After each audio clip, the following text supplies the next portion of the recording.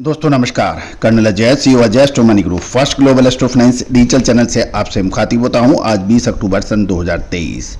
दोस्तों खबर निकल के आ रही है कि सोयाबीन खली का निर्यात सितंबर महीने में पिछले महीने के मुकाबले 24% तक बढ़ने के समाचार हैं। साथ साथ राइस ब्रांड के निर्यात में कमी आने से तिलहन खली की कुल निर्यात में कमी भी आई गई है। मूंगफली खली के निर्यात में कमी आई है, जबकि सोयाबीन खली के निर्यात में पिछले महीने के मुकाबले 74% की बढ़त दर्ज हुई है।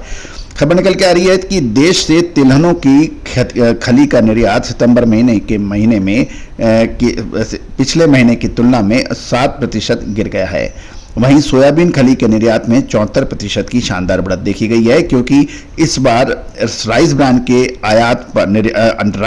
के निर्यात पर प्रतिबंध लगा दिया गया है, जिससे कुल निर्यात तिलहन खली के निर्यात पर असर पड़ा है।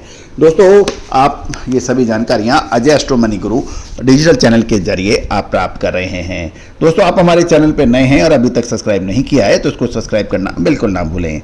खबर निकल के आ रही है कि solvent extract association of India के आंकड़ों के मुताबिक सितंबर महीने में देश से तिलहन खली का कुल निर्यात 3.30 लाख टन का रहा, जो पिछले महीने 3.54 लाख टन था, यानी लगभग 7% सितंबर महीने में कमी आई।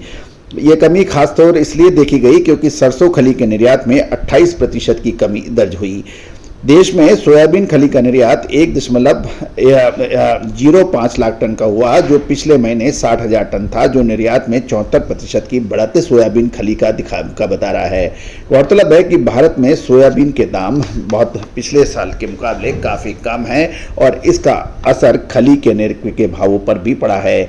भारतीय सोयाबीन खली की कीमत $545 प्रति टन चल रही है, जो कि जून में बढ़कर $594 हो गई थी और इस प्रकार कीमत गिरने की वजह से निर्यात व्यापार में वृद्धि हुई है। साथ साथ यदि कैस्टर यानी अरंडी खली का निर्यात 16% बढ़कर 35,000 टन हुआ है और अप्रैल से सितंबर महीने के 6 महीने की अवधि में देश में तिलहन खली का कुल निर्यात 22.76 लाख टन का रहा, जो पिछले साल 17.62 लाख टन था। इस प्रकार निर्यात में अप्रैल से सितंबर के बीच में 29% की वृद्धि देखी गई। इस दौरान सोयाबीन निर्यात 5.86 लाख टन हुआ, जो कि पिछले साल मात्र 1.21 लाख टन था। इस प्रकार जैसे जैसे कुल निर्यात बढ़ा, तिलहन खली का निर्यात भी बढ़ा है।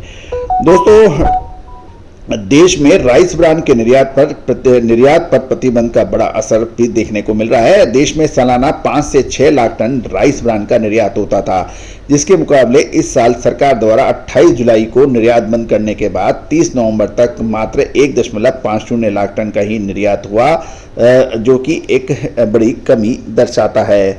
तो दोस्तों यदि देश में तिलहन खली का कुल मोटे तौर पे एक बैलेंस शीट देखें तो सोयाबीन खली का जो निर्यात अगस्त महीने में 60,494 था, जो इस सितंबर महीने में बढ़कर ये 1,05,535 टन हुआ है। सरसों खली का निर्यात 2,61,165 था, जो 28% घटकर 1,99,213 रह गया है। अरंडी खली का निर्यात 30,386 था, जो बढ़कर 35,306 हुआ। इसमें 16% की बढ़त रही।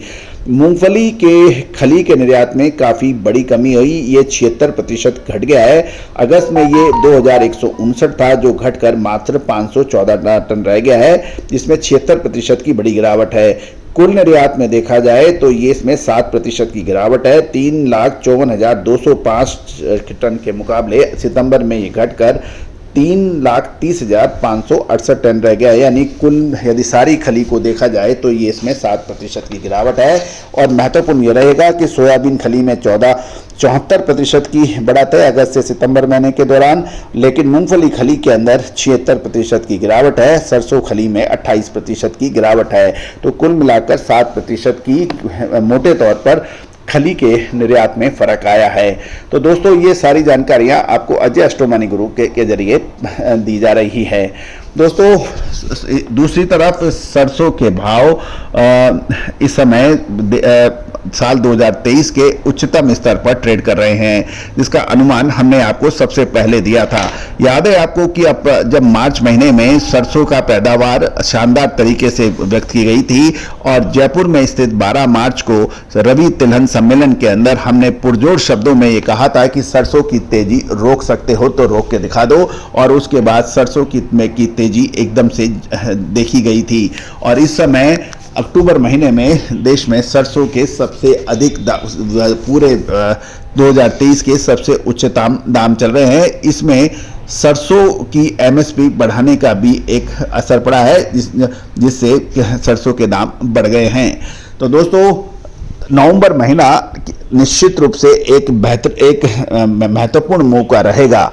क्या ये ऊपरी स्तरों पर माल बुक करने का समय है या फिर और बड़ी गिरावट, बहुत बड़ी गिरावट इंतजार कर रही है? दोस्तों, तेजी और मंदी का अग्रिम विश्लेषण के साथ साथ एंट्री और एग्जिट सबसे महत्वपूर्ण होता है। जो टाइमली एग्जिट कर लेता है, टाइमली मुनाफा वसूल कर लेता है और टाइमली एंट्री करता है, वो व्यापारी हमेशा सक्सेसफुल रहता है। सारा माल मैं सबसे नीचे दाम पे खरीदूंगा और सारा माल मैं सबसे ऊंचे दाम पर बेचूंगा, ऐसी धारणा रखने वाले व्यापारी अक्सर धोखा खा जाते हैं। तो दोस्तों, तिलहन, चाहे सोयाबीन, सरसों, मूंगफली, कैस्टर, तिल, इन सभी की विशेष रिपोर्ट के लिए संपर्क कर सकते हैं, जो भुगतान करने पर उपलब्ध होगी। दोस्तों, तेजी आने के बाद तेजी और मंदी आने के बाद मंदी कहने से कभी किसी को कभी फायदा हुआ नहीं है। All the very best, good luck, happy trading.